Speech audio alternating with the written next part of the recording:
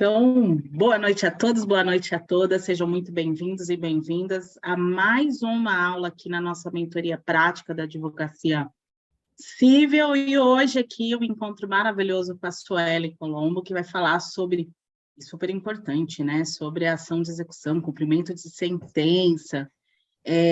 Agradecer a todos que estão acompanhando aqui conosco essa mentoria. A mentoria ela é desenvolvida justamente para todos, né, para os jovens advogados, para os acadêmicos de direito e todos que já têm aí uma certa experiência, mas é tão necessário, né, a gente compartilhar novos saberes, fazer essa interação, fazer essa troca de figurinha, porque a mentoria ela tem justamente esse objetivo de ser um olhar prático para a nossa advocacia, trazer algumas coisas que facilitaram o trabalho ou de repente pode dificultar.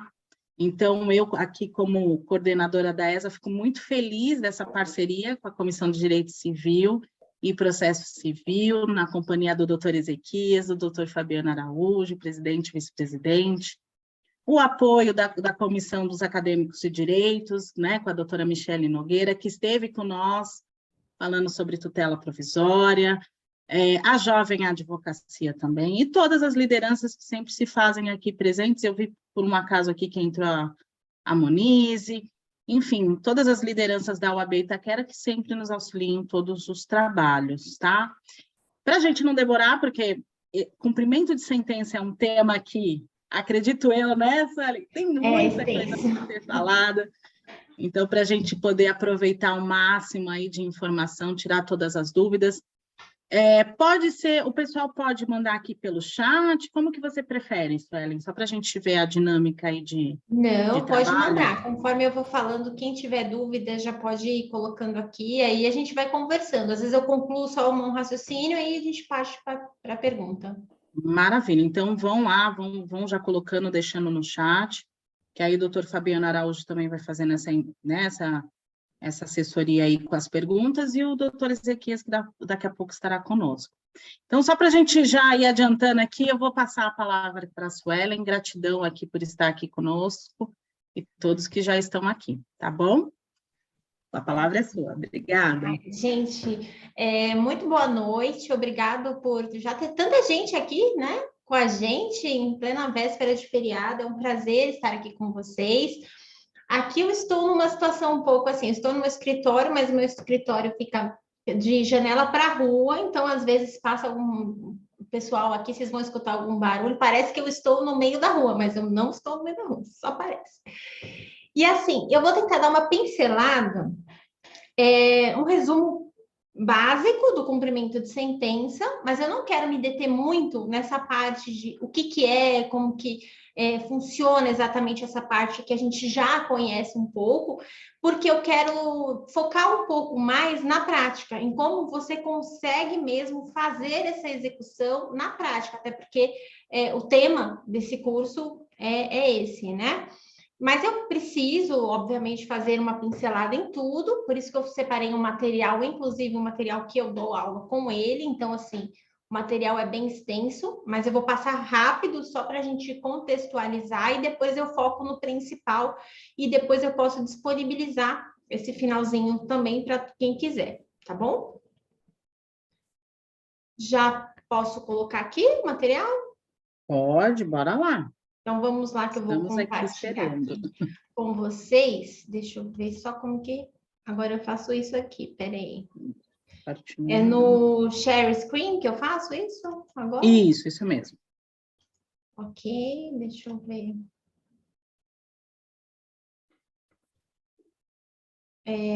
Não está aparecendo.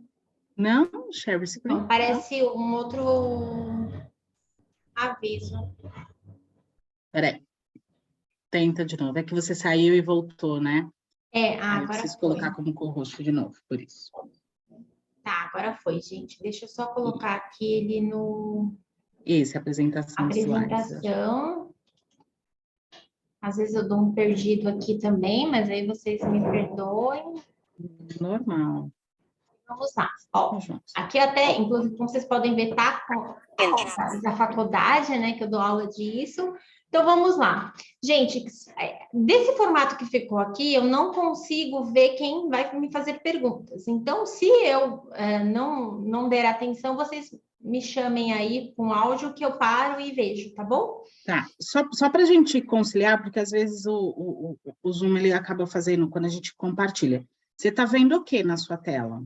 Eu só estou vendo eu e você aqui na minha direita e o restante é o material. Tá, mas o que está aparecendo de material para você? Está nessa fase processual? Isso. Tá, então tá ótimo.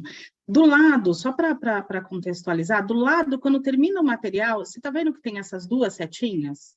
Sim. Se você colocar o cursor, ele vai ficar aberto para os dois lados, você consegue puxar para aumentar, para ver mais pessoas.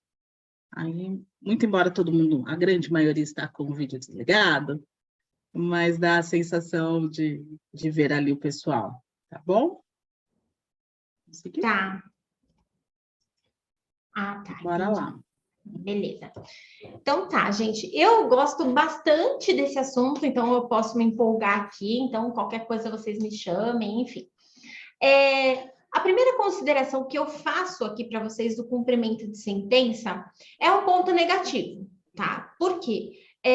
Antigamente, a gente poderia ir direto, e atualmente você tem que citar de novo, e eu acho isso ruim, eu já gosto de trazer essa problemática, porque para mim foi um problema muito grande quando eu tive que explicar para os meus clientes que já na fase de praticamente de execução, né, que a gente vai pegar esse dinheiro, vai poder cobrar, eu ainda tinha que citar o executado. E para explicar isso para o cliente é muito difícil, porque se às vezes a gente mesmo não concorda, não entende com isso, imagina explicar para alguém, né?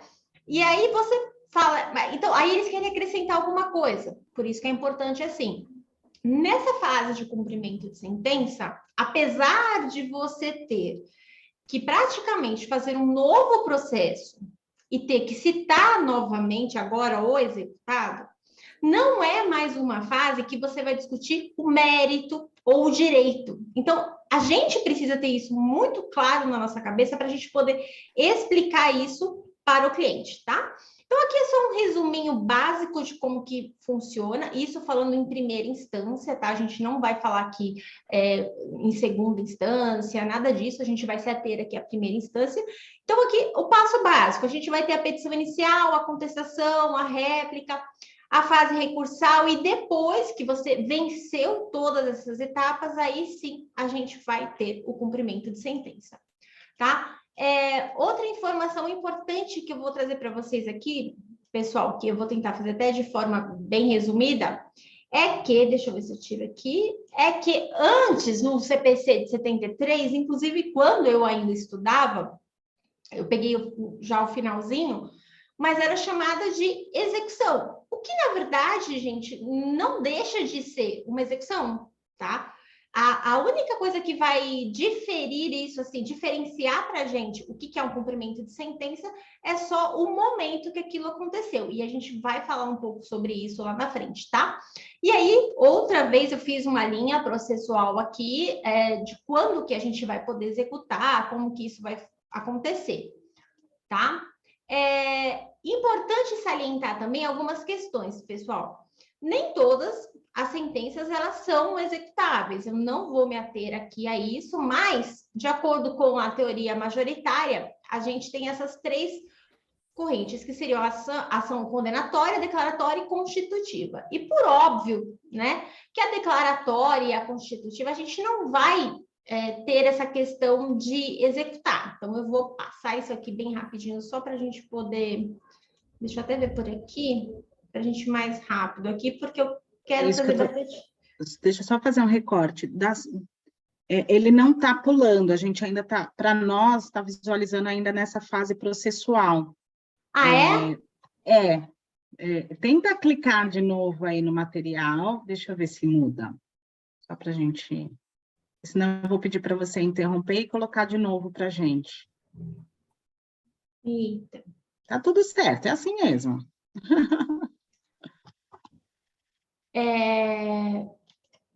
Ele não sai daqui, o que eu faço? Lá em cima você tem lá, interromper, Interromper alguma coisa, interromper vídeo, compartilhamento, aliás. Interromper compartilhamento. Isso, agora tá, ações condenatórias, né? Ah, então eu vou deixar dessa forma aqui, porque aí eu acho que a gente tem um controle maior, tá? Perfeito. Então, veja, só para a gente simplificar aqui essa questão, o cumprimento de sentença a gente vai utilizar quando a gente quer condenar alguém a alguma coisa, a pagar ou a fazer alguma coisa, tá? Então, ele tem esse caráter que a gente precisa entender que é o condenatório, tá? Então, ele tem que ser exequível, ele tem que ser líquido para a gente poder cobrar alguma coisa de alguém, ou até mesmo fazer, tá? Uma questão importante aqui é que o juiz pode condenar o réu a pagar, a fazer e a entregar.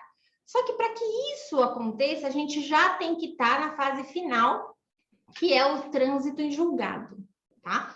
E aqui eu já faço uma outra observação interessante. Finalizou tudo, e aí a gente imagina, principalmente quando a gente é iniciante, a gente imagina o seguinte: finalizou o processo, eu ganhei, agora a gente vai começar o cumprimento de sentença. E quando você vai direto nisso, o que acontece? Você não consegue. Por quê? O juiz pede aquela sentença para você já com trânsito em julgado, e às vezes essa sentença, o cartório demora, né, a te dar isso. Então, você também fica um pouco preso. Eu estou aqui ou não? Estou aparecendo? Eu estava aparecendo ali. Alguém... então, assim, aí voltando aqui. Para a gente poder executar, você já precisa ter esse trânsito em julgado já dentro ali do seu processo, tá bom? E você pode cumprir, pagar, fazer ou dar, tá? Essa é a fase do cumprimento de sentença. Agora, uma coisa que é importante a gente entender aqui é essa diferença. O que acontece? Na nossa cabeça, como advogado, a gente sabe que cumprimento de sentença, na verdade, é a mesma coisa de que execução, tá? O que a gente quer é a mesma coisa, que a pessoa seja condenada a dar, a entregar, a fazer ou a pagar alguma coisa. A única diferença é que, quando a gente fala de execução, a gente já fala de um processo autônomo, que vem ali de um título executivo, como, por exemplo, um cheque, uma confissão de dívidas. Então, você vai direto, você pula essa fase de conhecimento. Agora, quando a gente sai de uma fase de conhecimento, a gente vai para uma fase de execução. A única coisa que muda é o nome, a nomenclatura, que é cumprimento de sentença, que é fazer valer aquela sentença, tá? Mas você acaba tendo ali um título, tá? Só que é um título judicial, perfeito? Ele busca, como eu falei aqui, só para a gente resumir, o cumprimento, tá? Que é a execução, ok? Então, veja, ela é uma fase processual. E aqui, tome muito cuidado com isso, porque, assim, é uma fase processual, então ela tem que respeitar todas as outras fases. Se ainda cabe recurso, você não pode entender que é um cumprimento de sentença, ainda cabe recurso. Suelen, mas como assim cabe recurso? Tem um prazo, né? Se tem 15 dias, tem 15 dias. Passou dos 15 dias e aí ninguém demonstrou ali interesse em mudar aquilo ali, ele vai se tornar uma sentença. Então, com a sentença em mãos, você vai poder executar, tá? Então, ele só tem início com o trânsito em julgado, tá? E aqui, nesse caso em específico, a gente está falando de primeira instância, tá? E a sentença tem que ser líquida, e para isso você tem que ler lá nos 509 até o 512, perfeito? No cumprimento de sentença, você tem aí mais duas informações importantes. Você pode ter o provisório e o definitivo, tá? Vamos imaginar, você iniciou o cumprimento de sentença. Quando você iniciou e o executado, ele impugnou, então ali você vai ter um cumprimento provisório, tá? Agora, quando ele não impugnar esse cumprimento de sentença, aí ele vai ser definitivo. Então, você pode colocar ali para ele pagar a quantia certa, prestar alimentos, entregar ou não entregar, pagar. enfim, todas essas questões, tá? E esse daqui é o definitivo. Aqui eu coloquei para vocês todos os artigos que vão definir como que vai ser o procedimento de cada um deles, tá? Só para vocês entenderem. Eu tô andando rápido aqui, pessoal, porque eu quero focar mais em como você vai conseguir fazer isso, tá? Mas eu preciso antes passar por isso aqui tudo. Tá? E aqui tem os detalhes, o que você tem que fazer, o 513. Aqui eu vou falar sobre todos, então, assim, a gente não precisa se ater a isso. Agora, é importante também vocês anotarem essa questão do protesto, tá? O protesto é muito importante para a gente que está nessa fase processual, que é o cumprimento de sentença, que é a execução. E ele está nessa lei 9.492, ok? Lá no artigo 1º ele fala o seguinte: o protesto é o ato formal e solene pelo qual se prova a inadimplência e o descumprimento de obrigação originada em títulos e outros documentos de dívida. Na verdade, traduzindo para simplificar isso, o protesto ele dá publicidade à dívida. Então, é uma forma de coibir, tá? É uma forma de coibir que o executado se desfaça dos bens. Porque a partir do momento que ele se desfizer desses bens, vai ficar mais difícil de você conseguir, vamos imaginar que a gente está falando aí de pagar alguma quantia para ficar mais fácil. É mais difícil de você ter esse dinheiro, você ter essa obrigação cumprida, não é mesmo? Então, a gente tenta várias formas de dificultar que ele faça isso. E essa é uma das formas que todos nós devemos adotar no nosso escritório, na nossa prática do dia a dia, é tentar evitar que ele se desfaça. Suelen, mas tem como depois fazer uma ação pauliana, evicção, tentar comprovar que houve fraude? Tem. Mas esse processo vai demorar muito mais. E aí é complicado para a gente que atua, é complicado explicar isso para o cliente. E o que a gente quer quando chega nesse momento é realmente colocar o dinheiro no nosso bolso.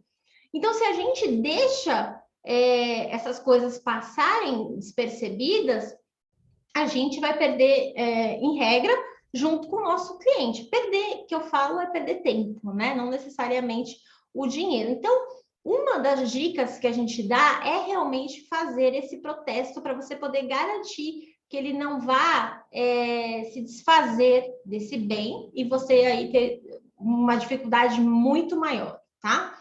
E aqui eu tenho todas as regras desse protesto, ela está lá no 517, que depois vocês podem ler direitinho para pegar todas as dicas, todas essas informações, mas já grave bem essa questão, que existe essa possibilidade no cumprimento de sentença, que é o protesto, tá bom? Aqui eu já fiz apenas um resumo, deixa eu ver o que é mais importante aqui para vocês entenderem aqui. Como eu falei, as decisões, você vai ter que ter uma obrigação de pagar, quantia, de fazer, não fazer. E o que eu quero me ater aqui com vocês na aula de hoje? Quer ver? Deixa eu só colocar aqui na competência. A competência é muito importante para a gente ver. A competência ela foi abordada ali no 516, que é o cumprimento de sentença efetuar-se-á perante os tribunais, e aqui a gente tem todas essas questões. Se o título executivo judicial tiver nascido diretamente no tribunal, a competência será o próprio tribunal. E aí são todas as regras pertinentes à competência que vale a pena depois vocês darem uma lida, tá? Agora, Suelen, o que é interessante a gente falar aqui? Deixa eu ver mais alguma coisa se tem aqui, o cabimento do judicial, tal. Mas eu quero trazer aqui para vocês, coloquei todas essas informações aqui, mas vocês não se preocupem, porque depois eu vou colocar aqui. Vou fazer um resumo desse procedimento para a gente não perder muito tempo e eu já quero entrar na parte prática aqui. Então, a primeira coisa, quando a gente pensa no cumprimento de sentença, é que você tem que ter uma decisão condenatória e o trânsito em julgado, tá? Tem que haver, o exequente, ele tem que ser intimado. Essa foi a problemática lá no início que eu abordei com vocês. Explicar isso para o cliente, você tem que começar tudo de novo. Por um lado, pessoal, assim, uma opinião particular minha, eu não concordo com isso, porque se a pessoa já foi citada lá no processo de conhecimento, ela já sabe que tem um processo acontecendo. ela não é porque ela mudou de casa, que ela mudou de cidade, que ela mudou de país, que esse processo parou de existir, né? Ela sabe disso. Então, na minha humilde opinião e na minha visão, não deveria ter mais citação. Ela já sabe que o processo está correndo, então tem que ser executada. Entretanto, não é assim, né? Que a coisa acontece. Ela tem que ser citada, tal. E ele vai poder se defender, ele vai poder impugnar, e essa impugnação tem que ser feita conforme o 525. Poderá a impugnação suspender o andamento do cumprimento de sentença, e aí que vem outra problemática. Quando isso acontece, quando o executado impugna, e você ainda tem que discutir algo, não no mesmo teor, porque lembra lá no começo que eu falei que a gente não está discutindo mais o mérito ou o direito, tá? Mas ele ainda assim pode impugnar qualquer questão, ele pode impugnar a citação, porque não foi citado no tempo correto, ele pode impugnar o valor, uma série de outras questões que ele vai poder impugnar. E você explicar isso para o cliente também é bem difícil, não é? Por isso que a gente tem que entender muito bem para a gente não se confundir, não confundir a cabeça do cliente. Tá? Poderá fazer expropriação de bens se houver e seguirá as regras da execução extrajudicial. Finalizada a fase de cumprimento de sentença, deverá ser aplicada de forma subsidiária as regras do 513 e do 527, tá? E aqui, gente, o que é que eu gosto de tratar com vocês? Porque como que funciona o cumprimento de sentença? Todas essas questões a gente consegue pegar em qualquer livro básico, no próprio código tem todo o regramento, como que deve ser, como que não deve ser, o que você deve fazer, a competência, está tudo nesses artigos, tá? 513 em diante que você começa a ler, você vai encontrar todas essas respostas. Agora, o que eu mais senti falta, porque para quem não me conhece, eu me formei e já comecei a trabalhar sozinha. Tá? Não tive a oportunidade de fazer estágio. E isso, por um lado, foi muito bom, porque eu tive que aprender na raça como que as coisas funcionavam. Eu tive que ir ali na prática, porque eu dominava a teoria, mas quando eu cheguei ali, que eu tinha que fazer um cumprimento de sentença, eu falei, nossa, e agora? Como que eu vou fazer isso? Né? E eu não tinha nenhum mentor ali para chegar e ficar pegando na minha mão e me orientar, me mandar algumas questões, porque é muito diferente a prática da teoria. Na verdade, é um abismo de diferença, né? E eu tive que aprender na raça, o que, de certa forma, foi muito bom para mim, porque eu realmente aprendi. Né? Eu não tive que dar desculpas, era o cliente ali esperando o resultado e eu tendo que aprender e conseguir, lógico, sempre ligava para alguém perguntando alguma coisa, só que você nunca tinha uma resposta fechada, você tinha que ficar perguntando para um e para outro, aí você pescava, né? Ah, essa pessoa me falou uma informação importante, então eu vou pegar. Essa me falou outra, então beleza, eu vou pegar. E eu tinha que juntar tudo e testar. A primeira dúvida que eu tive quando eu consegui ter o meu primeiro trânsito em julgado e eu poderia executar, estava tudo certinho, cumpri tudo que estava na lei, tudo certinho, fiz tudo bonitinho, preparei a minha peça, falei, tá, e agora? Né? Como que eu vou fazer? Aí eu me deparei com a prática, que até o local que você vai fazer isso é diferente. Então, é uma petição intermediária, na verdade, a gente fala que é uma fase processual porque ela está dentro do outro processo, ela é uma continuação da fase de conhecimento. Então, assim, a fase de conhecimento, ela teve um fim com o trânsito e julgado e agora se iniciou uma nova fase. Só que essa nova fase, ela tem que ser protocolada até aqui no ESAG de São Paulo, o código é 156. Então, até isso, eu tive, no começo, aquela dificuldade. Aonde que eu vou subir essa petição agora? Como que eu vou fazer? Né? Porque, assim, se você não tem ninguém ali para te orientar, você fica bastante inseguro. Mas eu já falo para vocês, inseguro, gente, não é só você que fica. Todos nós, quando a gente começou, e até hoje, a depender do que a gente vai fazer, a gente também fica um pouco inseguro. Eu costumo conferir a mesma coisa, às vezes 3 vezes, para ver se está certinho. Às vezes eu termino alguma coisa hoje, eu deixo para protocolar amanhã, que eu vou estar com a cabeça mais tranquila, mais descansada para não incorrer em erros. Então, assim, se você tem algum receio, não é só você que tem, tá? Todos nós, em algum momento, a gente tem receio, a gente fica em dúvida, principalmente quando não é algo comum, é algo que a gente faz pela primeira vez, tá?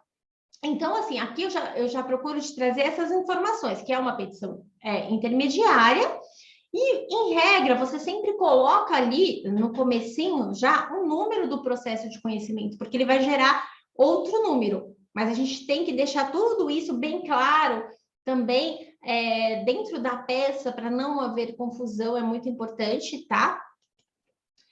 E aí, gente, quero começar aqui com vocês o seguinte. Agora, eu vou fazer uma outra linha de raciocínio, tá? Eu trouxe apenas um resumo para vocês lembrarem o que era a execução, e eu quero trazer alguns temas importantes aqui. Eu gosto sempre de fazer o seguinte, tá? É uma prática minha. Suelen, é a mais adequada? Não sei se é a mais adequada. Talvez se eu assistisse uma palestra de outro profissional que fale sobre cumprimento de sentença, eu vejo umas novas possibilidades. Então, assim, não sou aqui... O que eu estou falando é o 100% correto, só eu detenho a verdade, não. Eu só quero compartilhar o que eu fiz, os procedimentos que eu adotei e que até hoje estão dando certo. Antes até mesmo de eu ingressar com uma ação, eu costumo fazer, a depender do cliente, porque algumas questões que a gente precisa fazer, a gente precisa ter recursos. Algumas coisas você consegue encontrar na internet sem pagar, né? Essas, ok. Outras a gente só consegue com pedido judicial, para você descobrir se tem bens ou não, se tem alguma coisa ou não. E outras, você consegue também essa mesma informação, só que você tem que pagar um X. E, a depender do seu cliente, você não pode exigir isso, as coisas que são pagas, né? Não tem, a pessoa às vezes não tem, aquilo que ela vai receber é o único dinheiro que ela tem, então você tem que dosar tudo isso. No caso concreto, a realidade do seu cliente com o seu processo. Mas, quando o cliente tem um pouquinho mais de condições, quando o meu cliente, que eu vejo que a ação já está seguindo, a ação de conhecimento, tá? Ela já está seguindo, ele já foi citado, ele até já fez a contestação, já fez a defesa, e eu vejo ali, quando o processo está seguindo, o processo de conhecimento está seguindo, que há uma grande chance de eu conseguir vencer aquilo ali e ter o trânsito em julgado favorável ao meu cliente. Nesse momento, quando eu sei que o cliente tem condições financeiras, eu já costumo fazer todas as pesquisas possíveis e imagináveis para saber o que ele tem. Sueli, mas por que você está fazendo isso se lá na frente a gente vai fazer e o juiz vai pedir Bacenjude, vai pedir não sei o quê, Renajude, vai pedir uma série de coisas? Por que você está fazendo isso antes? Porque eu gosto de trabalhar de uma forma preventiva. Porque, veja, se eu consigo comprovar para o juiz já de antemão que ele tem bens, eu já garanto ali metade do meu trabalho. E isso funciona, porque o cara que está do outro lado, ele já sabe que ele meio que foi descoberto. Os segredos dele ali já foram revelados. O juiz já sabe que ele tem 3 casas, que ele tem 2 carros, já sabe que ele é sócio de uma empresa tal, já sabe uma série de questões. Então, isso me dá um pouco mais de credibilidade nos meus pedidos e nas minhas teses, pelo menos é o que eu entendo, tá? E eu tenho ali, vamos dizer assim, uma visão diferente do juiz sobre a minha ação. Primeiro que eu já estou caminhando para ter êxito. Eu tenho praticamente ali, as minhas teses foram acolhidas, os meus pedidos, eu estou vendo que eles estão correndo ali para ser acolhidos. Quando chegar no momento do cumprimento de sentença, além de tudo, eu já começo fazendo a peça normal do cumprimento de sentença, e aí sim eu mostro tudo aquilo que eu levantei lá na fase de conhecimento.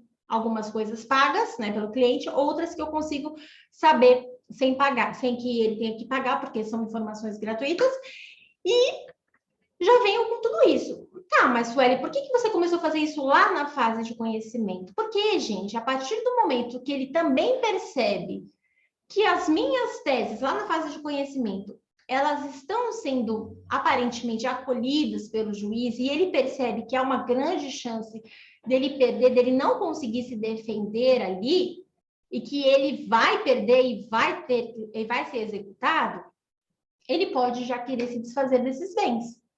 Só que ali ele já tinha ciência que tinha um processo ocorrendo. Então eu consigo, mais uma vez, lá na fase de conhecimento, evidenciar, comprovar que houve má fé, que houve fraude. Então, veja, eu já deixo o meu cumprimento de sentença mais robusto. Entende o que eu quero dizer? Eu deixo ele mais forte para que tudo que eu for utilizar ali tenha um peso maior.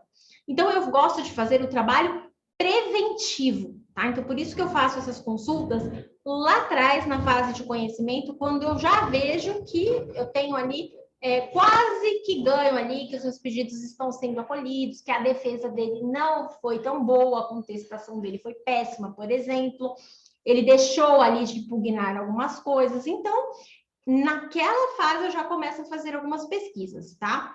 E lá no final aqui, eu já vou te falar algumas que a gente pode fazer. Aqui também, gente, tem essa averbação premonitória, tá?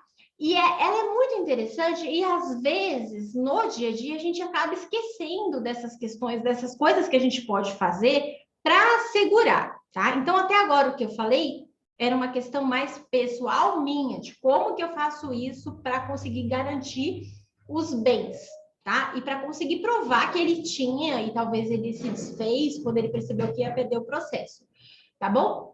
A averbação premonitória, gente, é um ato de dar à demanda judicial a publicidade, tá? A publicidade erga omnes, para todo mundo saber que ele está, né, como executado em um processo, tá? Na fase de cumprimento de sentença, tá? Isso é interessante e funciona de forma muito similar ao protesto, para que as pessoas saibam que ele está sendo executado em um processo, então já coloca as barbas de molho, vamos dizer assim. As pessoas já podem tomar esse cuidado, tá?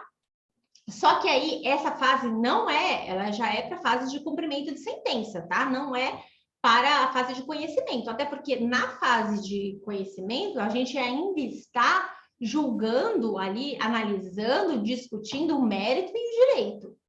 Você só vai falar de averbação premonitória, essas questões todas mais avançadas, na fase de cumprimento de sentença, ok?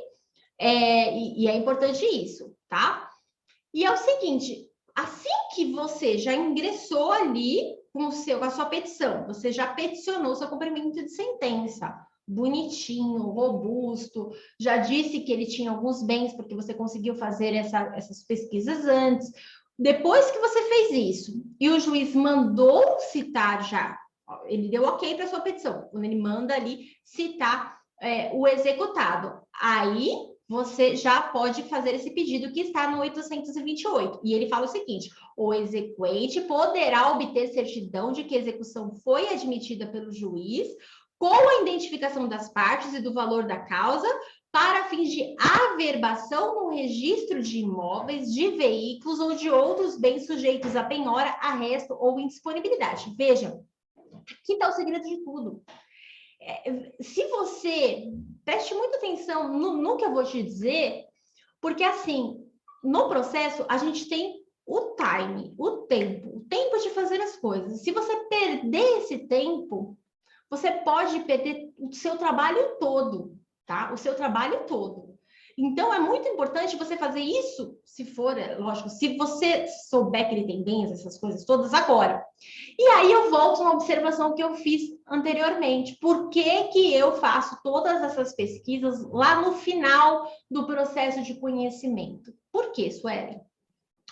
Primeiro, porque eu gosto de trabalhar de uma forma mais preventiva, para garantir o meu, tá?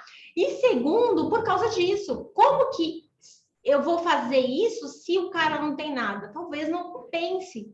Mas se eu já fiz essas pesquisas lá atrás, e eu sei que ele tem carro, eu sei que ele tem imóvel, e eu sei que, como a maioria dos executados, eles vão tentar dar um jeitinho para esconder os seus bens, eu já sei o que ele tem. Lembra que eu falei para vocês que eu já fiz uma petição de cumprimento de sentença bem robusta e já falei, ó, ele tem 3 carros, ele tem 2 casas, ele é sócio de 2 empresas, eu já falei isso para o juiz porque eu já demonstrei. Depois eu peço de novo, né, para ver se ele se desfez, enfim. Mas quando eu já sei que ele tem, para mim interessa essa averbação premonitória mais do que qualquer coisa. Por quê? Porque eu sei que ele tem, então eu já impeço, aqui é o momento que eu já chego com os 2 pés no peito e falo, ó, acabou, você me deve X, você tem carro, você tem imóvel, você tem tudo que você quiser. Agora você já não pode mais se desfazer de nada, tá aqui. Eu já garanto o meu, você entendeu? E para você garantir, tem que ser nesse momento. Sueli, eu posso fazer depois? Pode, mas foi o que eu falei. Se você perder o time, quando você for fazer, você já não vai ter que, não vai adiantar mais, ele já se desfez. Aí você vai ter que fazer uma outra ação, talvez o seu cliente não vai querer pagar outro trabalho que você vai ter, entendeu? Você vai ter que correr atrás do prejuízo, você podia ter garantido isso já. E veja, o cliente não tem obrigação de saber disso, quem tem obrigação de saber disso é você como advogado. Então, é o tempo de você fazer isso agora. Mas eu aconselho a você, para você fazer isso agora, você já tem que começar esse trabalhinho de formiguinha, plantando, obtendo informações lá no processo de conhecimento, tá? Então, é muito importante que você preste atenção nisso. Deixa eu só ver aqui. Outra coisa também, o arresto executivo. É uma pré-penhora, tá? Uma pré-penhora que tem como finalidade assegurar a efetivação da penhora futura. É muito importante também, então, porque de repente você sabe que ele já tem alguma coisa que praticamente você vai conseguir lá na frente efetivar isso, você já tem 828, tá? Então, você tem que saber também o que você pedir. Lógico, gente, que eu estou falando aqui de uma forma muito genérica, e a depender do caso concreto, você vai ter que optar por uma coisa ou por outra, tá? Mas veja, é importante você já saber que existe tudo isso e que você pode pedir. É muito importante você saber o que você tem na manga e saber o que você vai pedir. Outra coisa que eu vou te falar, que são as maneiras mais habituais, tá? Agora é o Bacenjude, que foi substituído pelo Cisbajude, tá? Tem o Renajude, eu coloquei os códigos aqui nesse material para vocês também, porque facilita na hora que você vai pedir. É muito importante. O Serajude é importante para você. Agora, outra coisa que eu quero falar para vocês que é muito importante, que tudo isso aqui com certeza vocês já sabem, vou falar mais um pouco sobre a teimosinha, tá? Então vocês não precisam se preocupar. Eu quero falar com vocês sobre o Congasjude. Eu já passei por uma situação similar e me ajudou muito saber disso, porque às vezes a gente sabe de muita coisa, mas a gente até esquece, né? É bom a gente relembrar. O que é? Foi uma parceria que a Congás fez com o judiciário. Então, assim, se a pessoa tem... Olha, presta muita atenção nisso que eu vou te falar agora. Se a pessoa tem alguma conta de gás no nome, você consegue localizar essa pessoa. Lembra que eu falei que você tem que citar o executado? Apesar de não concordar com isso, é assim que tem que ser, então a gente tem que citar esse devedor, né? Esse executado, para que ele pague. Você não está localizando esse cara. Você pode utilizar o Congajus para você poder citar ele, encontrar essa pessoa. E em uma ocasião, ele não tinha, eu fiz a pesquisa do Congajus, não consegui localizar, mas por analogia, gente, você pode pedir para que o juiz, tá? Ele faça essa busca por essas empresas. Então, você pode pedir para telefonia, para conta de energia. Em alguma dessas, com certeza, você vai encontrar essa pessoa para você conseguir citar e para você conseguir saber mais sobre a vida dela, entendeu? Então, assim, o Congajude, ele já tem um código, ele já está lá certinho. Ok, você só vai lá, paga e coloca isso daí e manda ver para você ter essa pesquisa.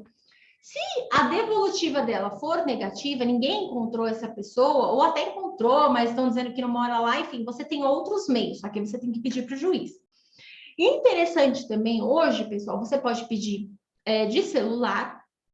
O juiz pode indeferir, óbvio, né? Ele pode indeferir, mas ele pode deferir também. Eu consegui um dos clientes pela Enel, né? Pedi para que o juiz expedisse isso para que eu tivesse alguma conta no nome dele. E eu localizei. Veja, eu fiz uma analogia, eu usei de analogia com a Comgás. A Comgás Jude está aqui, não tem de energia. Mas, poxa, eu pensei na ocasião, se faz isso para saber se tem conta de gás, por que não vai fazer para outra conta? Eu pedi para conta de luz, mas você pode pedir para de telefone. Você pode pedir hoje para oficiar até mesmo, gente, esses aplicativos de aluguel, tudo que surgir aí que você possa imaginar que a pessoa possa fazer uso, você pode pedir para o juiz oficializar essas empresas para te dar essa informação, se aquele CPF tem alguma conta celular também. Porque, em tese,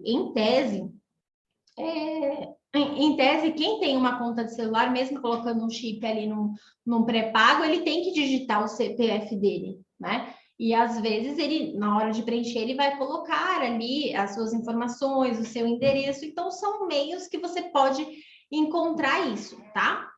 E aí eu vou te mostrar agora mais algumas formas de você conseguir localizar tanto a pessoa quanto os bens dessa pessoa.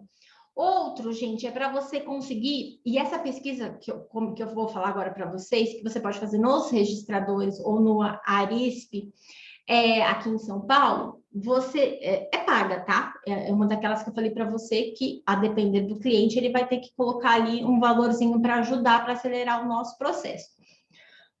Você consegue saber se aquela pessoa tem imóveis? Aí você vai me falar, Suelen, mas aí eu posso pedir isso lá para o juiz? Pode, mas é aquilo que eu te falei. A gente tem que prevenir isso, a gente tem que fazer isso lá atrás. Por isso que lá nessa fase, no final da fase de conhecimento, eu já faço essas pesquisas. Então, eu já consigo saber se ele tem imóveis no nome ou não. E depois, se ele vamos supor que ele tem 3 ou tem 2. Ele se desfez de um, em tese, ele se desfez de um e ficou só com um, porque na cabeça dele, é bem de família, não vai ser penhorado, não vou ter problema, tô ok, consigo me safar dessa. Mas será que ele vendeu mesmo? Foi fraude, então, se ele vendeu, ou se ele colocou no nome de outra pessoa, exatamente para parecer que ele só tem um imóvel para ser considerado bem de família. Por isso que eu falo que a gente tem que fazer todo um trabalho preventivo, para a gente não depois falar assim, pô, agora ele não tem mais nada, agora vai ser outro processo, a gente vai ter mais trabalho. Então, tem esses 2 sites, que são os que eu conheço, eu uso mais o do Registradores, tá? Talvez, se você pesquisar, você até encontre outros sites que também façam o mesmo pedido. Sobre o Cisbajude, pessoal, tem mozinha, que ela está bem famosa agora, mas eu gosto de fazer algumas considerações, tá? A primeira é o seguinte, sempre que você for pedir a teimosinha, justifique e fundamente isso, tá? Não simplesmente fale que fique na teimosinha, não, justifique, explique. É sempre interessante você pensar que tem que fazer sentido na cabeça de quem está lendo os seus pedidos. Por mais que na sua faça todo sentido do mundo, você tem que pensar na terceira pessoa, naquela pessoa que está lendo ali, se vai fazer sentido na cabeça dela, se vai justificar, tá? Até porque, gente, se você não fizer esse pedido, que ela tem que ser de forma ou permanente ou de 30 dias, ela pode ser deferida esse pedido, só que por 24 horas, igual o antigo. Então, para garantir, você tem que fazer esse pedido de forma completa, tá? E você também pode e deve fazer esse pedido de forma permanente, tá? Que dure, você vai fazer o pedido da seguinte forma, que ele dure até a prescrição intercorrente ou até que ela seja paga, tá bom?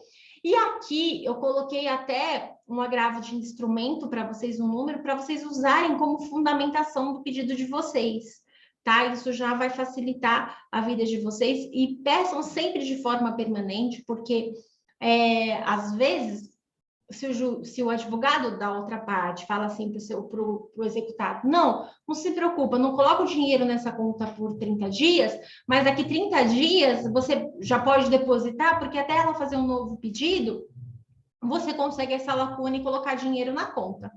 Sueli, mas por que uma pessoa vai usar uma conta que de repente ele já sabe que ela vai ser bloqueada? Gente, porque tem empresas que estão funcionando, principalmente quando a gente fala de PJ, que elas estão funcionando e para que elas recebam, tem que ser depositado na conta da empresa. A outra empresa do lado de lá é séria, ela não vai depositar em outra conta. Ah, não, eu estou com um problema aqui, deposita na conta dos sócios. Não vai depositar. Se a outra empresa for séria, ela vai depositar na conta da empresa. E se a conta da empresa estiver bloqueada, o advogado pode entender, o advogado do executado pode entender o seguinte, vai estar por 30 dias. Então, em vez dele pagar agora, que ele deveria pagar agora, peça para ele pagar daqui 45 dias, que vai ser aquele lapso temporal suficiente para entrar o dinheiro, você sacar e não ser bloqueado ali a sua conta, aquele dinheiro não ser penhorado, tá? Então, a gente tem que ficar pensando em tudo. O que o lado contrário também vai falar para impedir isso. Então, você já pede ali a permanente, tá? Já para garantir você não ter um retrabalho lá na frente. Aqui, eu vou falar alguns pontos um tanto quanto polêmicos, mas é importante que vocês saberem isso. Lógico, gente, como eu sempre falo, aqui eu tô falando muita coisa para vocês, eu estou jogando muitas ideias aqui no ar, mas quem vai ter que colocar elas na balança para ver se elas funcionam para determinado caso são vocês, porque vai depender do caso concreto, tá? E também vai depender de uma série de outras questões. Por exemplo, a gente tem uma previsão de pedir a insolvência civil, tá? É interessante, porque você pode fazer ali, ter esse concurso de credores. É menos comum, dá talvez mais trabalho, mas é sim uma opção. E é importante a gente ter todas as cartas na mesa para a gente saber quais cartas a gente vai utilizar para cada cliente, quais são viáveis ou não, ou Suelen, já esgotei todas as cartas, não tem mais nada. Ah, então só sobrou essas, a gente vai nessas mesmo. Então é importante que vocês saibam essas, tá?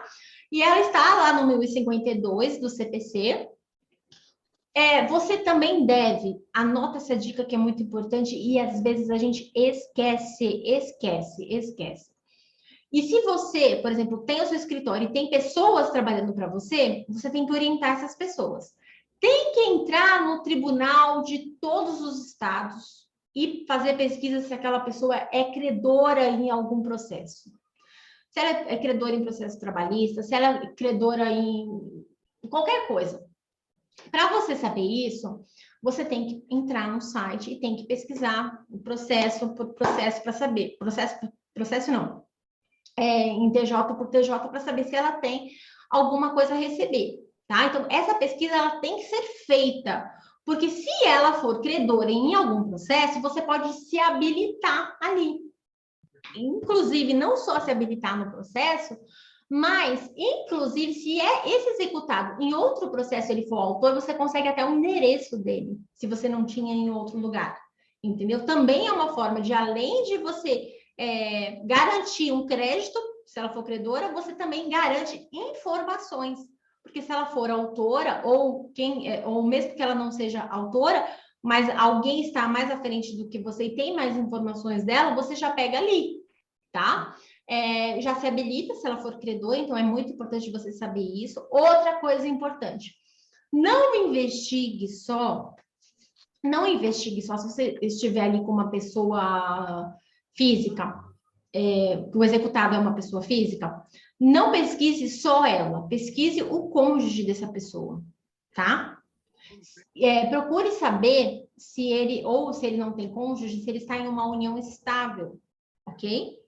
Até mesmo porque a gente sabe que tem o mesmo, como se fosse o companheiro é como se fosse cônjuge, né? Então, você teria ali também como discutir os 50% do bem que está em nome da companheira ou do cônjuge dela. Então, é interessante você fazer essa pesquisa sempre em conjunto. Anote outra coisa importante que a gente esquece também de ver. Se você estiver executando uma PJ, uma empresa, pense... Gente, eu acho que eu estourei meu tempo, né? Se eu estourar meu tempo, vocês me falem que eu paro, tá? Porque eu já me empolgo.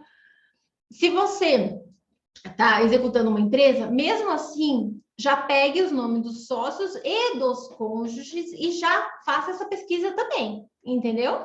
Já faça essa pesquisa da empresa, dos sócios e dos seus cônjuges, porque pode haver alguma movimentação aí de bens que você já consegue rastrear e mostrar para o juiz que houve má fé, que houve alguma fraude ali, tá? É muito importante você se atentar a todos esses detalhes, tá? Por último, pessoal, mas não menos importante, você pode pedir a cassação, a apreensão da CNH, do cartão de crédito, do passaporte, mas, gente, veja, não é uma questão habitual e você tem que pensar em uma série de outras questões. Se o cara, né, o executado, ele trabalha com um veículo, você não vai conseguir ter esse pedido deferido, porque ele precisa daquilo para sobreviver. Então, já nem peça, tá? Mas, se o cara está viajando, viaja para passeio, para tal lugar, por exemplo, vamos colocar aqui até o exemplo do Belo, né? Que o Belo anda viajando por aí, com a esposa dele, de luxo, enfim, devendo um monte de gente. Nesse caso, eu acho que seria muito interessante pedir a apreensão do passaporte, né? Porque ele não está viajando a trabalho, ele está viajando para fora a passeio e está apostando isso. Então, é uma coisa para a gente se pensar. Mas, vejam, eu creio que essas medidas, elas têm que ser pensadas em uma ordem de coerência lógica e bom senso, tá? Isso você vai pedir lá no final, quando todas as suas outras tentativas, elas não tiveram êxito, ok? E aí você vai usar como fundamento o artigo 139, tá bom? Para vocês poderem utilizar isso.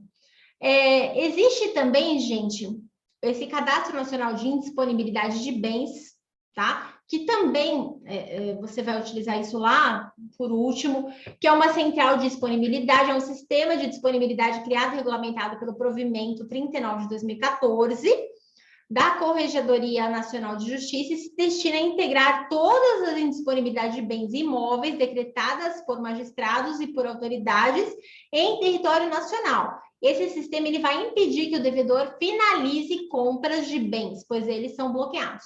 E outra coisa, lá no final, quando a gente falou da averbação premonitória, daquelas questões iniciais, você, com isso em mão, você consegue, se você sabe que a pessoa tem um imóvel, você consegue averbar que aquele imóvel está em discussão, tá? Então, já impede a venda. Se por acaso alguém for, e mesmo com isso, com essa averbação, ele comprar esse imóvel, ele não vai ter agido de boa fé, tá? Porque ele não é um terceiro de boa fé, estava lá, tá? Então, é muito importante vocês tomarem todos esses cuidados de forma bem anterior, você saber fazer todo esse trabalho prévio. Esse trabalho prévio é o que vai garantir o seu sucesso na execução, tá? É muito importante isso.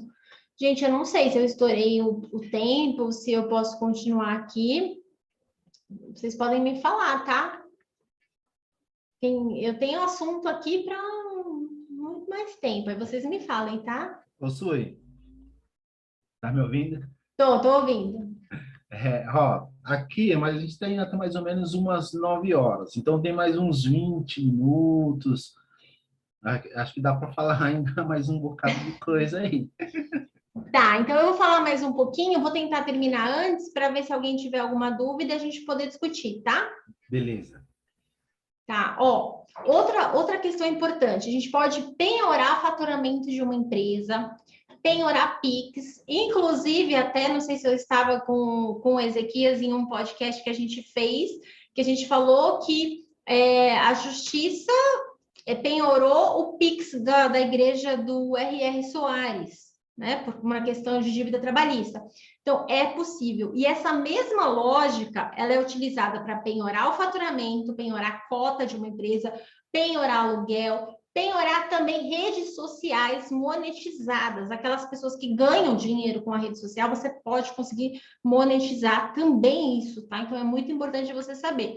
E aí, a mesma história da Comgás que eu falei. Você vai por analogia. Se pode isso, talvez possa aquilo. Né? A lógica é a mesma, você formaliza esse pedido para o juiz de uma forma fundamentada e clara, tá? Que muito provavelmente o seu pedido vai ser deferido, vai ser atendido, tá? Aí eu fiz uma listinha aqui para vocês de sites que podem salvar vocês na execução, tá? A gente tem o portal dos tribunais, que você vai ver se tem processos, tá? É importante, só que você vai ter que entrar um a um. A depender do valor que você está discutindo, vale muito a pena, você pode encontrar aí algum processo que ele é credor e você pode se habilitar e já garantir o seu valor ali. Tem esse SENSEC, que é um serviço de colégio notarial do Brasil para gerenciar a escritura pública, testamento e procurações, porque outra coisa, uma das grandes fraudes que a gente pode encontrar hoje, ela está em algo que muitas pessoas não sabiam. Às vezes a pessoa compra um imóvel por procuração. Então, o imóvel, vamos supor, o imóvel é meu, mas não está o meu nome. Alguém tem a procuração ali e essa pessoa pode comprar e vender os meus imóveis. Não passa para o meu nome. Então, eu compro, aí essa pessoa com procuração, por exemplo, ela pode vender para um terceiro e nem passou pelo meu nome ali, porque ela está com procuração. Isso é uma forma, vamos supor, imaginando que eu seja a executada, de eu me esconder. Eu me escondo através de uma procuração e nisso os meus bens estão transitando normalmente, comprando e vendendo terras, porque eu faço tudo isso por intermédio de procuração. Então, tem como você saber, através desses sites, só que aí você tem que pagar, se tem alguém com procuração em nome daquela pessoa para fazer isso. E aí, você consegue comprovar também que há uma fraude e você vai conseguir êxito, tá? É muito importante isso. Já utilizei também, só que aí também vai depender do seu cliente, contratar um detetive particular para fazer essas questões, para fazer documentário, por exemplo. O cara tem um carro, só que o carro não está no nome dele. Mas ele consegue, através de várias provas, documentar e comprovar que o carro, na verdade, é dele. É ele que usa o carro não está no nome dele, mas é ele que usa, é ele que coloca gasolina. Ele vai e volta do trabalho com aquele carro, de final de semana ele sai com a família toda naquele carro. Só que para isso, gente, quando está em nome de terceiro ou em procuração, você tem que comprovar. Então, você precisa ali que o cartório te dê uma cópia daquela procuração, que é uma escritura pública, né? Ela é feita de uma forma pública, uma procuração pública. Você precisa dessa cópia. E no caso de veículos, que a pessoa está usando um veículo, entre aspas, né, de terceiro, mas é dela, você tem que comprovar de uma forma fática, tá? Muito importante. Tem também o portal da transparência, nele você descobre se o devedor tem algum contrato com o ente público, aí você fala, não, mas ele não vai ter. De repente, gente, são contratos pequenos, nem sempre quem faz contrato com o Estado, com algum ente público, faz contratos gigantes. Às vezes tem contrato a pessoa tem uma indústria pequena e ela fornece algumas coisas para lá, ou serviço, né, às vezes de motorista, alguma coisa assim, específico para o ente público. Você descobre que tem um contrato ali, você também pode ter algum dinheiro ali.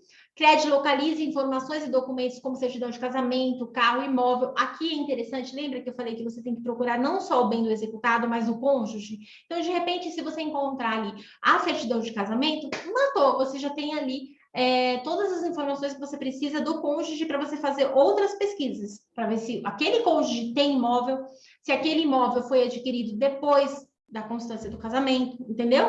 Então, são dicas extremamente importantes para você.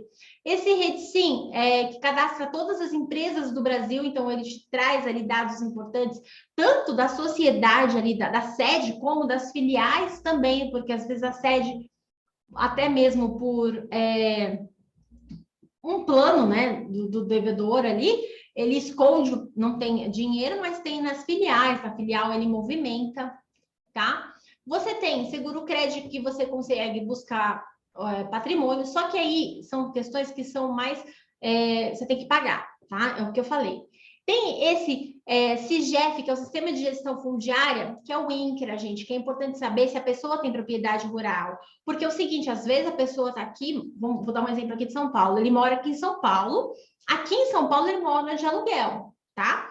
Só que ele tem terras lá em Minas, ele tem até uma criação lá em Minas de gado, ele produz leite, tem um pessoalzinho que cuida para ele lá, ele tem terras lá que ele arrenda, tá? E a estrutura é diferente, tá? O registro de imóvel aqui em São Paulo, por exemplo, de um imóvel urbano, é diferente de um imóvel rural. Então, às vezes, você está procurando só imóvel urbano, só que ele tem imóvel rural e você não sabe nem como pesquisar. Aqui a gente tem a dica.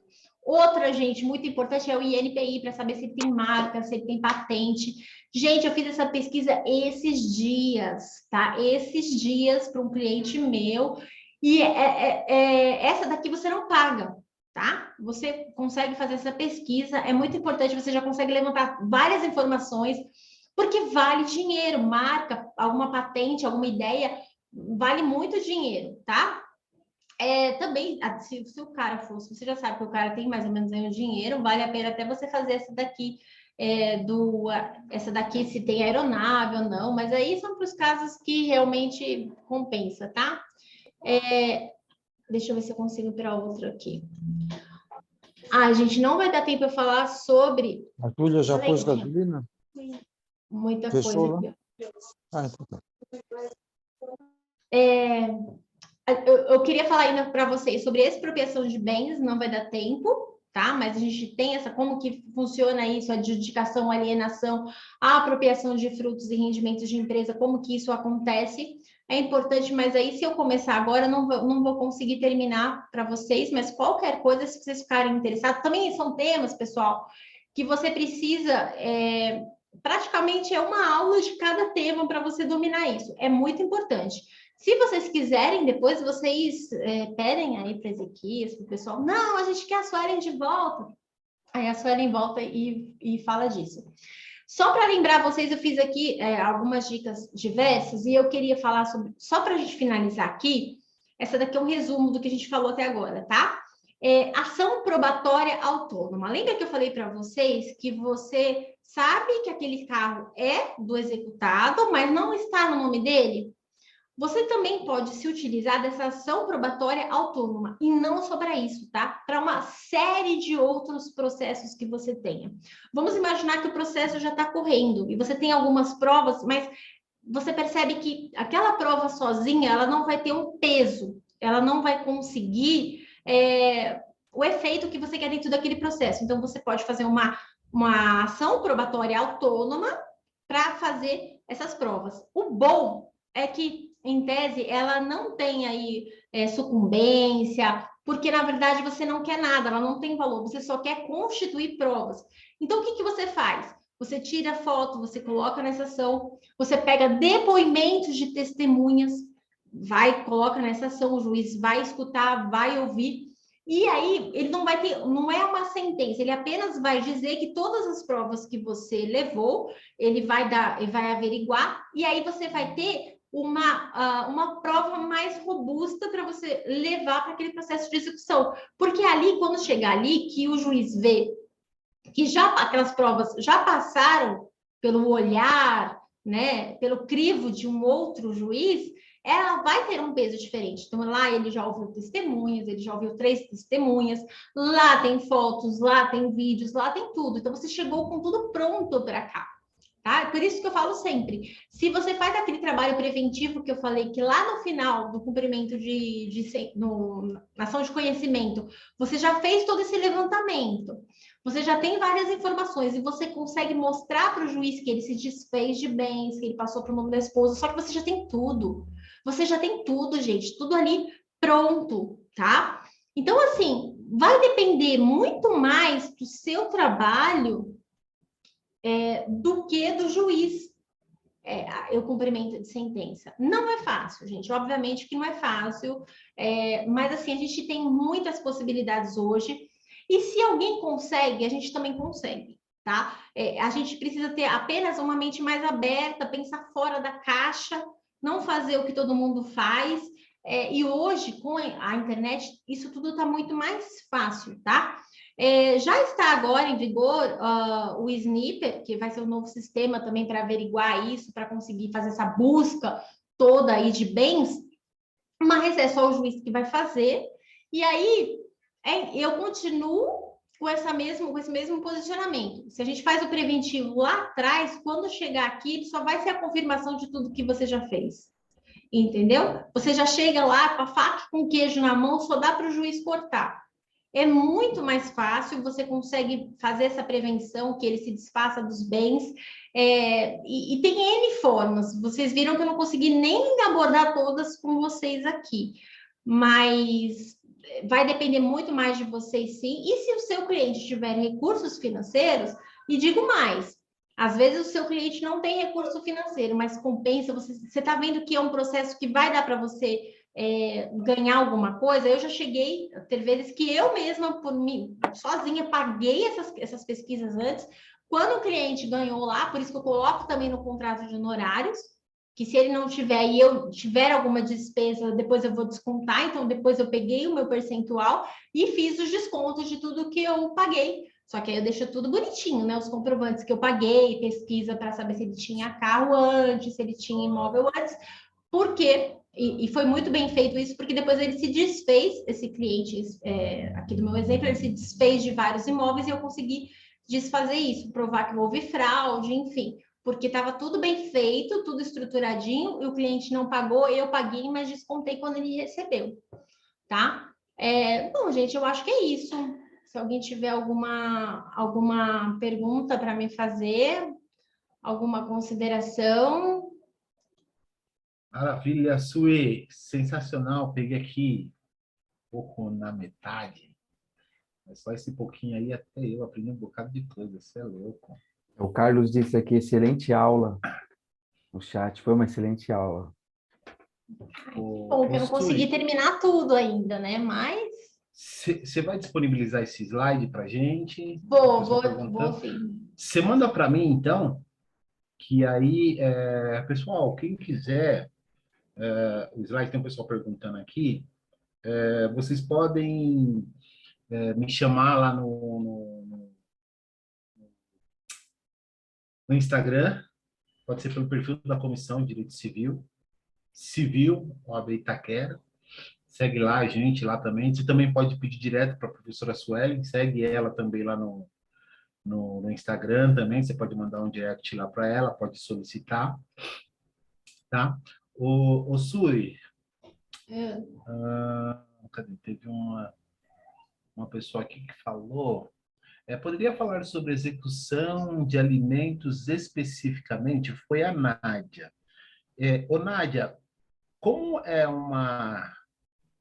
o tema, de um modo geral, ele é extenso, teria alguma pergunta específica que você gostaria de esclarecer sobre a questão da execução de alimentos? Porque, basicamente, seria o que a professora Suelen disse, né? Lógico que tem a sua peculiaridade de ser na vara de família, a depender de onde vai tramitar, mas basicamente é todo esse trâmite. Então, assim, se você tiver uma pergunta assim, um pouco mais específica que você tenha dúvida, você pode até abrir o microfone aí e perguntar. Acho que facilita, né? Porque se for falar... Porque, assim, toda a questão de execução, elas basicamente seguem a mesma lógica, né?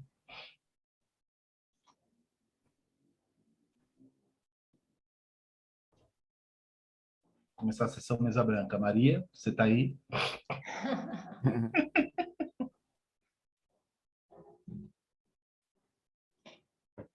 Se quiser abrir o microfone, se você quiser mandar no chat também, não tem problema. Se alguém mais também tiver outra pergunta, se quiser ir mandando aqui no chat também. Pessoal, também encaminhei aí o link para presença certificado também, tá?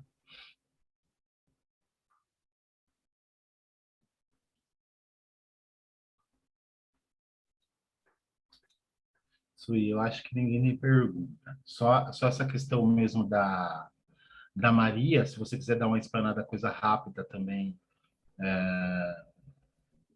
Em se tratando da questão dos alimentos, eu acho que não tem muita diferença, assim, né? Seria mais uma questão prática mesmo. Eu acho que a maior angústia aí seria a questão do cabimento da prisão e o cabimento da expropriação de bens, que acho que da expropriação, ainda que você não tenha falado de forma específica, da questão do bens imóveis, todas as sugestões que você disse são expropriações de bens. A penhora de valores, tudo isso pode ser compreendido como...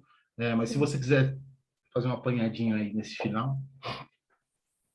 Então, eu acho interessante, primeiro, fazer todas essas pesquisas. Por exemplo, de repente, se ele tem sociedade, porque você vai, primeiro, a ordem, né, é você penhorar primeiro as contas bancárias, o dinheiro. Depois você vai seguindo aquela mesma ordem. Só que para você seguir essa ordem, você tem que saber também o que ele tem, né? Porque se você já pediu ali, por exemplo, a teimosinha, não tem nada, de repente, você pode pedir outra coisa, uma parte ali do rendimento dele, até mesmo de salário. Por isso que, assim, como o Ezequias falou, é importante a gente saber exatamente qual é a questão para a gente poder ir um pouco mais certeiro nessa resposta. Mas eu também me coloco à disposição de você ir lá no meu Instagram também depois, fazer essa pergunta aí, e de repente eu consigo te ajudar até melhor, te dando até um caminho mais estruturado, porque assim, como está muito aberto, eu tenho tanta coisa para falar que eu ia ficar mais meia hora falando aqui. O que eu posso, assim, a título de colaboração, em se tratando assim, de execução de alimentos, você tem as duas regrinhas principais, o rito de penhora e o rito de prisão. Tá? Saiu, acho que, um julgado recente do STJ dizendo, ó, dá para pedir na mesma ação a questão da penhora e a questão da prisão. Porém, a juizada, elas criam asco, não, desmembra, não sei o quê, enfim. Então, assim, para não perder tempo, vamos imaginar uma situação hipotética. Existe um ano de débito alimentar. Pelos 3 últimos, o que eu costumo fazer é o quê? Pego os 3 últimos meses, exentos, e entro pelo rito de prisão, tá? Por quê? Porque, assim, às vezes é nesse que você consegue barganhar para conseguir todos os outros. Acabei de fechar 3 acordos de ação de alimentos, tá? 3 acordos não. Vai abarcar a situação de 3 acordos, no valor de R$200 mil, porque eu consegui uma prisão. Então, assim, você consegue, como mecanismo, utilizar o rito de prisão, e às vezes as pessoas desconsideram, mas é só 3 meses, você não sabe o quanto que vai durar para frente, né? E às vezes acaba durando mais, e você aumenta a probabilidade do valor aumentar e talvez não consiga o recurso do que ficou para trás. Então, você coloca as duas ações, 528, lá parágrafo 3º. Tá? E, salvo engano, 911, que é a questão do extrajudicial, algum acordo que você fez, que você também consegue executar. Então, via de regra, é isso. Depois disso, a prisão é prisão, não tem o que discutir, tá? Eventualmente, lá na frente, pode ser convertida em expropriação, e a expropriação é tudo isso que a Suelen falou. Dinheiro, você tem que buscar dinheiro. Primeiro buscou dinheiro, não encontrou dinheiro, vai para os bens. Não encontrou bem, enfim, aí você tem que começar a caçar tudo. Depois você tem as medidas atípicas de execução no direito de família, que tem sido essa questão de suspensão de passaporte, pegar a carteira de habilitação do cidadão, bloqueio do cartão de crédito, impedir ele de ir no shopping, esse tipo de coisa. Então, em linhas gerais, a título de contribuição, como a Sui falou, isso é matéria para uma outra aula, e o nosso objetivo aqui, gente, é justamente dar esses insights, porque assim, não dá para esgotar a matéria, não tem como esgotar. A gente poderia colocar aqui a Suelen para falar até meia-noite, não ia conseguir esgotar, né? Estava vendo aqui, eu falei, caramba, o slide da Suelen tem quase 90 slides aqui. Por quê? Porque é a aula completa, onde ela ministra a aula e que gentilmente ela cedeu esse tempo aqui para nós. Tá bom, pessoal? Assim, se não tiver mais perguntas, nós vamos caminhar aqui pelo encerramento. Fiquem à vontade. Eu gosto assim, ó, Suelen, você está aqui, a gente tem que estudar você o máximo que puder. Gente, eu agradeço, porque assim, a gente tinha até bastante gente para uma véspera de feriado. Já dou parabéns para vocês que merecem parabéns por estar aqui a essa hora da noite, no frio, escutando uma pessoa falando sem parar aqui, né? Eu que agradeço a todos vocês, me coloco à disposição, eu adoro falar sobre esse tema, adoro discutir sobre tudo isso, me empolgo às vezes, fico falando sem parar, mas enfim, faz parte. Eu agradeço ao convite também, Ezequias, doutor Fabiano e todo mundo aí que participou dessa comissão que trabalha nisso aí. Tentei trazer um pouco mais a minha prática, a minha luta, como que foi. Espero ter contribuído para todos vocês e agradeço e estou sempre aqui à disposição de vocês. Obrigado, Suelen. Doutor Fabiano, faça umas considerações aí, meu querido amigo. Ô, doutor Ezequiel, boa noite a todos que estão conectados conosco. Só nos resta agradecer, né, a doutora Sueli Colombo por essa belíssima aula que tem nos ensinado, nos relembrado alguns pontos, né, ali que a gente pode utilizar, que são muitos, né, nas execuções, nos cumprimentos de sentença. E só quero agradecer também a todos que esteve aí conectado conosco, ao longo aí dessa jornada, né? E ainda tem mais aí pela frente. Maravilha, Fabiano. Eu quero agradecer a todos, tá? Eu peço aqui que você siga lá a doutora Suelen, porque fora o conteúdo de aula, nós dividimos podcasts, estamos aí nas atividades da questão do empreendedorismo. Ela tem algo muito bacana que está revolucionando a advocacia, que é o Visual Law. Então, ela é professora, tem curso nesse sentido. Então, ela traz os insights, traz as dicas para que você melhorar aí a sua escrita, a sua estética do peticionamento para fazer com que aqueles que leiam possam compreender o que está sendo dito. Então, segue lá.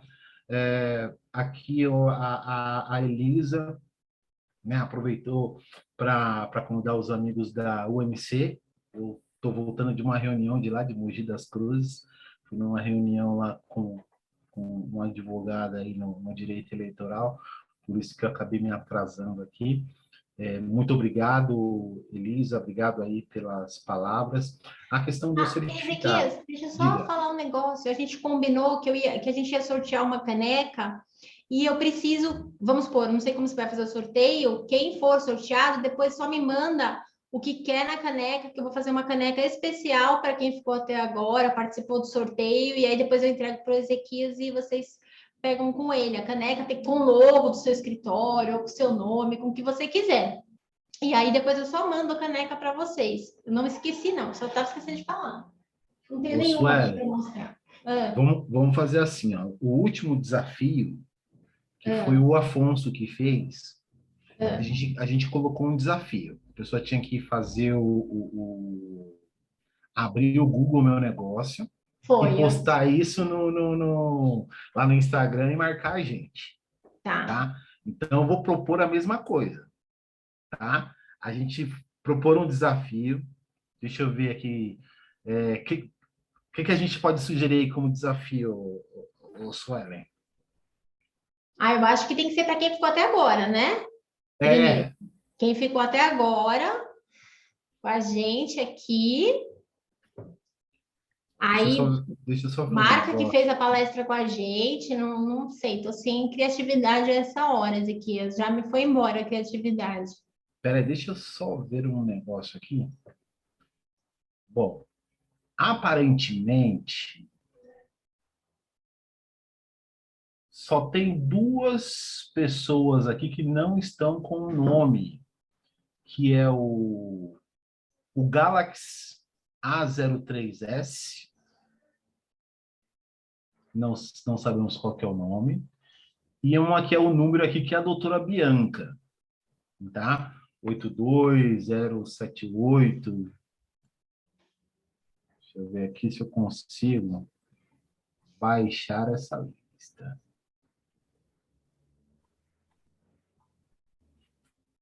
Vou fazer o seguinte, eu acho que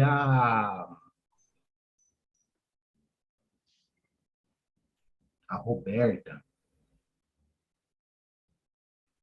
Vou tentar fazer um negócio aqui, Suelen. Tá. Deixa eu... Vou tentar printar aqui a lista. Deixa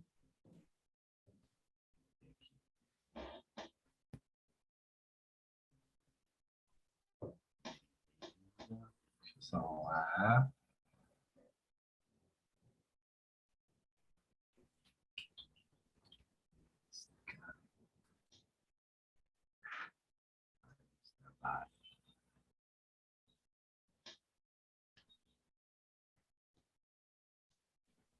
Só um pouquinho de paciência, hein? Só para vocês ganharem a canequinha.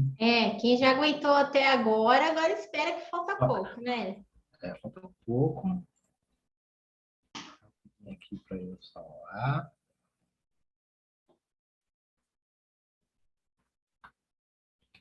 A gente vai bolar e qualquer coisa, a gente faz uma live aí de sorteio. Isso.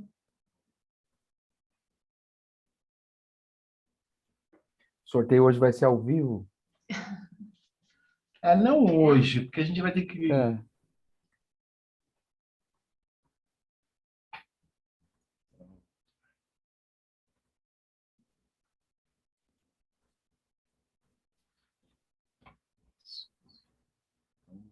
Só vou dar uma conferida aqui.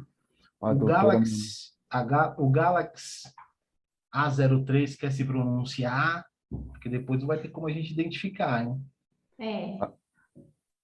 A doutora Monize sugeriu assim, ó, quem abrir a câmera ganha. O Galaxy aqui falou, ó, Silvia Saraiva. Tá, então nós temos o Galaxy, a Silvia.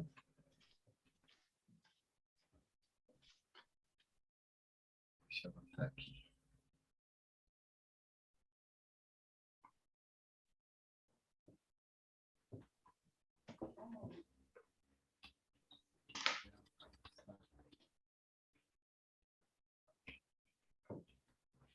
Beleza.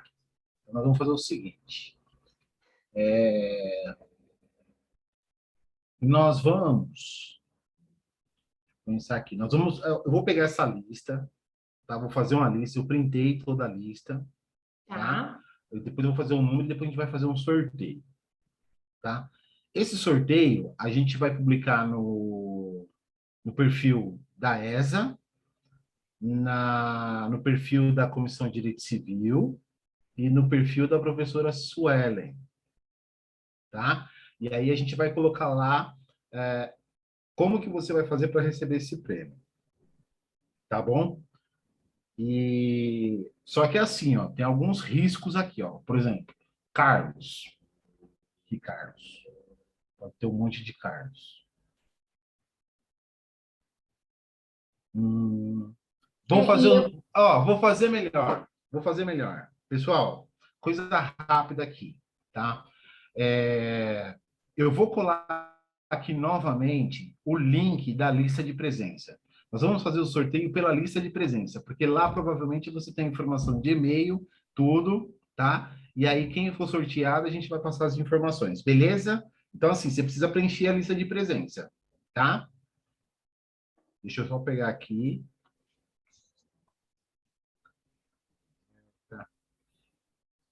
E quem ganhar tem que me mandar o que quer na caneca, tá? Isso. Ó, tô colocando aqui no chat, tá, pessoal?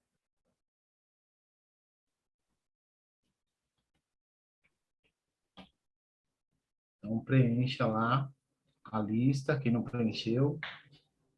Preencha aí a lista de presença de hoje, a gente vai fazer um sorteio por lá. E aí a gente passa as informações. Ó, você foi sorteado e na hora que mandar o e-mail, vai mandar o e-mail copiando a doutora Suelen. Ó, eu gostaria que minha caneca fosse assim, vai ajustar.